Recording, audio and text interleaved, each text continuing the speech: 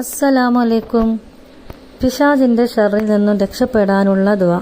നബി സല്ലല്ലാഹു അലൈഹി വസല്ലമ അരുൾ ചെയ്തു, പിശാച് നിങ്ങളുടെ ശരീരത്തിൽ രക്തസഞ്ചാരമുള്ളിടത്തെല്ലാം സഞ്ചരിക്കുന്നതാണ് എന്ന്. മനുഷ്യ മനസ്സുകളിൽ അവൻ ദുർവിചാരം ഉണ്ടാക്കുമെന്ന് പരിശുദ്ധ ഖുർആൻ പ്രഖ്യാപിക്കുന്നു.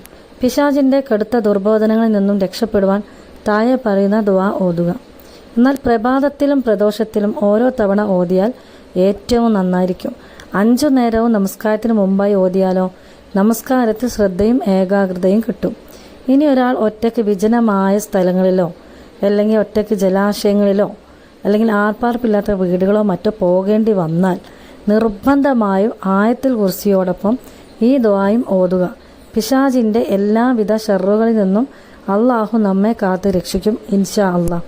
അപ്പോൾ ഇതിൻ്റെ ദുആ താഴെ കൊടുക്കാണ്.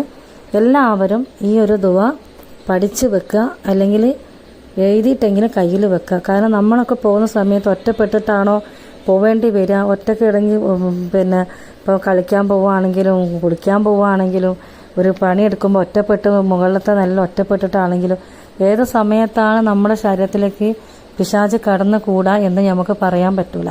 അത്തരം സാഹചര്യങ്ങളിൽ നമ്മൾ ഈ ഒരു ദുആ പഠിച്ചു വെക്കുന്നത് എന്തുകൊണ്ടും നല്ലതാണ്.